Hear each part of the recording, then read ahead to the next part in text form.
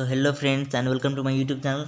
तो हम पढ़ रहे थे बी फार्मेसी थर्ड सेमेस्टर का organic chemistry unit number 4 polynuclear hydrocarbons. हमने नेप्थेलिन का पूरा चीज़ कवर कर चुके हैं। अब हम इसका देखेंगे नेप्थेलिन का डेरिवेटिव्स। ठीक है, तो डेरिवेटिव्स क्या होता है? कोई भी पेरेंट कंपाउंड है, पेरेंट कंपाउंड से कहीं डिराइव होके और दूसरा कंपाउंड्स बनता है, उसको हम बोलते हैं डेरिवेटिव्स। जैसे कि ये चलिए ये है नेप्थेलिन, ये हो गया नेप्थेलिन। ये नेप्थेलिन क्या है? ये चलो हम इसको मानते हैं इसका पापा है, नेप्थेलिन इसका पापा है और इसके 4 बच्चे हैं। 4 बच्चे में आता है नेप्थोल्स, नेप्थाइलेमाइंस, नेप्थोइक एसिड और नेप्थेक्विनोइंस। ये हो गया इसका डेरिवेटिव्स, या इसको हम चिल्ड्रंस इसके बोल सकते हैं। ठीक है, तो नेप्थोल्स का 2 स्ट्रक्चर होता है।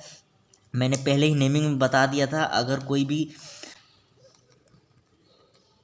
अगर हम इसको नेप्थेलिन लेते हैं, कोई भी एडजेसेंट, ये जो ब्रिज कार्बन है यानी कि दोनों रिंग के साथ जो फ्यूज है उसके साइड को होता है अल्फा कार्बन, और उसके अलग उसके दूर का कार्बन को होता है बीटा कार्बन या बीटा पोजीशन बोलते हैं। तो ये पहले ही हमने नेप्थेलिन में कवर कर चुके हैं। अगर वो वीडियो आपने नहीं देखा है तो वहाँ से आप लिंक से या तो डिस्क्रिप्शन बॉक्स में दे दूंगा, वहाँ से आप देख सकते हैं। तो ये हो गया। अब इसमें क्या है, ये अल्फा पोजीशन पे है, ये अल्फा पोजीशन पे ये OH ग्रुप है, अल्फा पोजीशन पे OH ग्रुप है, इसको हम क्या बोलेंगे? Alpha naphthol. ये बीटा पोजीशन पे है तो बीटा नेप्थोल। वैसे ही सेम करके है अल्फा नेप्थाइलेमाइन, बीटा नेप्थाइलेमाइन, नेप्थोइक एसिड और नेप्थाक्विनोन। ठीक है, ये होगा नेप्थाक्विनोन को 3 स्ट्रक्चर होता है। एक होता है 1,2 नेप्थाक्विनोन। 1,2 क्यों बोले हैं? क्योंकि देखो नेमिंग यहाँ से स्टार्ट होता है। नेमिंग जो है इसका नेमिंग जो है यहाँ से स्टार्ट होता है। 1 2 3 4 5 6 7 और 8। ये जो फ्यूज कार्बन होता है, ये फ्यूज कार्बन नेमिंग में नहीं आता है। तो ये देखिए 1 2 पे क्या है? 2 ऑक्सीजन है, इधर 2 ऑक्सीजन है, 2 ऑक्सीजन, तो इसको हम क्या बोलेंगे? 1 2 नेप्थाक्विनोन। वैसे ही करके अगर 1 4 पोजीशन पे है तो 1 4 नेप्थाक्विनोन, 2 6 पे है तो 2 6 नेप्थाक्विनोन। ये हो गया नेप्थाक्विनोन। अब हम देखते हैं नेप्थोल्स। हम आज दो देखेंगे, 2 इंपॉर्टेंट है इसमें, जो है 2 इंपॉर्टेंट है नेप्थोल्स और नेप्थाइलेमाइन। नेप्थोल्स और नेप्थाइलेमाइन का डेरिवेटिव्स का हम देखेंगे सिंथेसिस, रिएक्शन और मेडिसिनल यूजेज, जो कि 5 मार्क्स में दे देगा, तो आप आसानी से लिख सकते हैं। ये हो गया नेप्थोल, ये हो गया अल्फा नेप्थोल, ये हो गया बीटा नेप्थोल, जिसको 2 नंबर पे इसलिए हम इसको बोलते हैं 2 नेप्थोल, या ये 1 नंबर पे है तो इसको हम बोलते हैं 1 नेप्थोल। हम देखते हैं प्रिपरेशन। 1 नंबर प्रिपरेशन में देखते हैं अल्फा और बीटा नेप्थोल जो है प्रिपेयर होता है from corresponding naphthalene sulphonic acid by fusion with sodium hydroxide. अगर हम अल्फा नेप्थलीन सल्फोनिक एसिड या बीटा नेप्थलीन सल्फोनिक एसिड, ये दोनों सेम ही, बस इसका पोजीशन अलग है, इसको हम अलग अलग करके लिखें और उसका रिएक्शन जो है वो सेम ही होता है। तो वो क्या करेगा? रिएक्ट करेगा सोडियम हाइड्रोक्साइड और 300 डिग्री सेल्सियस टेम्परेचर में। तो ये दे देगा आपको सोडियम ऑन नेप्थोक्साइड।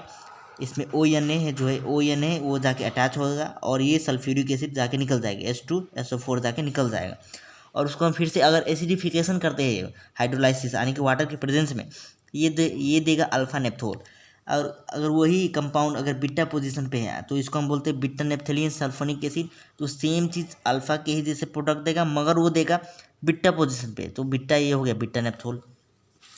हम दूसरा देखते हैं फ्रॉम नेप्थाइलेमाइन में अगर हम बीटा अल्फा नेप्थाइलेमाइन या बीटा नेप्थाइलेमाइन को हम dilute sulphuric acid 300 degree Celsius में हीट करते हैं तो ये अल्फा पोजीशन पे अगर जो एमाइन है वो देगा अल्फा नेप्थोल, अगर वो बीटा पोजीशन पे जो एमाइन है वो देगा बीटा नेप्थोल। रिएक्शन सेम है। ठीक है, देखते हैं इसका केमिकल रिएक्शन यानी कि 1 नंबर में हम देखते हैं इसका बुचरर रिएक्शन। जब कोई अल्फा नेप्थोल या बीटा नेप्थोल एमोनिया के साथ रिएक्ट करेगा, किसके प्रेजेंस में? एमोनियम बाइसल्फाइड के प्रेजेंस में, तो वो देगा कोरस्पॉन्डिंग नेप्थाइल एमाइंस। ये क्या होगा यहाँ पर?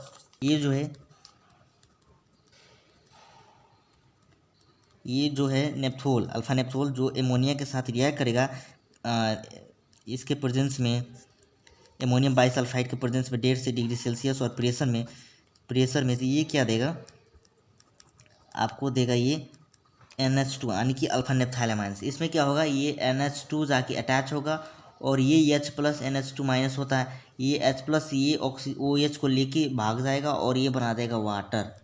ठीक है, ये हो गया आपका अल्फा नेप्थाइलेमाइन। बीटा पोजीशन पे तो ये दे देगा बीटा नेप्थाइलेमाइन।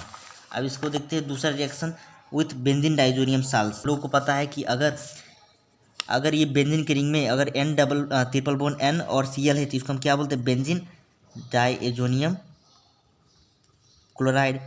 डाईएजोनियम, एजो ग्रुप यानी कि नाइट्रोजन ग्रुप जो है ये एजो ग्रुप होता है। अगर इसमें अगर 3 बॉन्ड बना है तो ये हो गया डाईएजो, ये हो गया बेंजीन डाईएजोनियम क्लोराइड। अगर इसके साथ रिएक्ट करेगा 1 नेप्थोल तो ये क्या दे देगा आपको 4 फिनाइल एजो 1 नेप्थोल। ये कैसे करके होगा देखिए, ये जो है यहाँ का जो एक हाइड्रोजन है, यहाँ का हाइड्रोजन देखिए, यहाँ का जो एक हाइड्रोजन है, यहाँ का हाइड्रोजन लेके ये भाग जाएगा और यहाँ पर आप हम लोगों को दे देगा, यहाँ पर ये क्लोरीन और ये हाइड्रोजन लेके बाहर जाएगा और यहाँ पर डायरेक्ट अटैच होकर यहाँ पर बन जाएगा हम लोग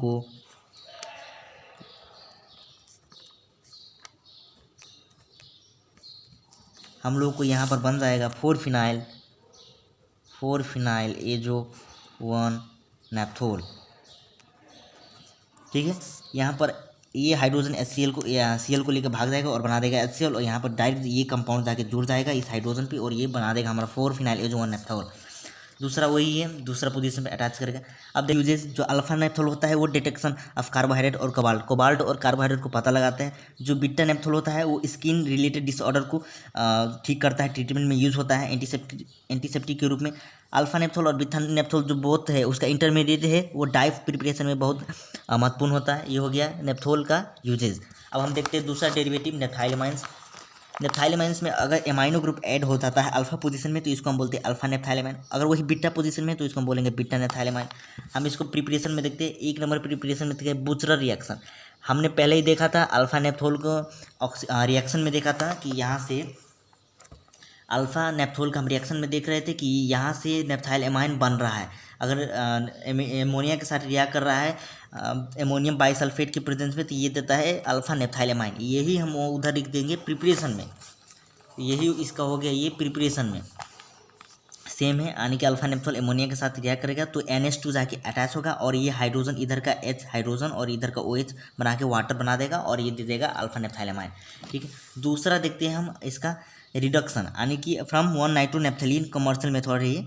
इसको रिडक्शन करेंगे। रिडक्शन का मतलब क्या होता है, हाइड्रोजन का ऐड करना, ऑक्सीजन का रिमूव होगा, ये ऑक्सीजन रिमूव होगा और इधर हाइड्रोजन ऐड हो जाएगा और ये दे देगा अल्फा नेप्थाइल एमाइन। ये हो गया हम लोग का इसका दूसरा प्रिपरेशन नेप्थाइल एमाइन का। अब देखते हैं हम लोग केमिकल रिएक्शन। केमिकल रिएक्शन में 1 नंबर में ऑक्सीडेशन देखते हैं।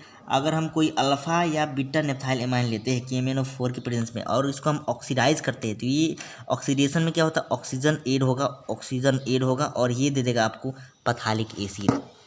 ठीक है, 1 नंबर रिएक्शन। दूसरा रिएक्शन देखते हैं। दूसरा रिएक्शन में है डाईएजोटाइजेशन रिएक्शन। ये डाईएजोटाइजेशन रिएक्शन में क्या होगा, जब कोई भी नेप्थाइल एमाइन अल्फा हो या बीटा हो, अगर सोडियम नाइट्राइट और HCl के प्रेजेंस में अगर रिएक्ट करेगा तो ये दे देगा अल्फा नेप्थलीन डाईएजोनियम क्लोराइड। अगर अल्फा पोजीशन में है तो अल्फा नेप्थलीन डाईएजोनियम क्लोराइड देगा। अगर कोई बीटा नेप्थाइल एमाइन है तो वो देगा बीटा पोजीशन में, यानी कि beta नेप्थाइलिन diazonium chloride.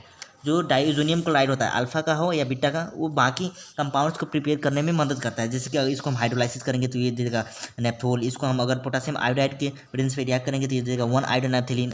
Sodium nitrite के प्रेजेंस में अगर रिएक्ट करेंगे तो ये देगा 1 नाइट्रोनेप्थलीन। अब देखते हैं हम यूजेज ऑफ नेप्थाइल एमाइंस। ये नेप्थाइल जो एमाइंस है ये नेप्थलीन डेरिवेटिव्स को बनाने में मदद करता है। जैसे कि हम वहाँ पर देखे थे नेप्थलीन डेरिवेटिव्स, ये नेप्थोल बनाने में 1 आयोडोनेप्थलीन 1 नाइट्रोनेप्थलीन बन रहा था डाईएजोनियम क्लोराइड से। डाईएजोनियम क्लोराइड और डाईएजोनियम क्लोराइड कैसे बन रहा था अल्फा नेप्थाइल एमाइन से। तो नेप्थलीन डेरिवेटिव्स बनाने में मदद करता है। और उसके साथ साथ दूसरा हो गया ये बहुत सारे सेवरल डाइज, यानी कि डाइज होता है कलरफुल एजेंट, वो बनाने में भी मदद करता है। तो हमने देख लिया नेप्थाइल एमाइंस का पूरा सिंथेसिस, प्रिपरेशन और यूजेज। तो अगर आपको वीडियो अच्छा लगा तो वीडियो को लाइक करें, कोई भी डाउट है वो कमेंट में पूछें और सब्सक्राइब करें। आपको नोट्स ये टेलीग्राम पे मिल जाएगा, वहाँ से आप लोग डाउनलोड कर सकते हैं।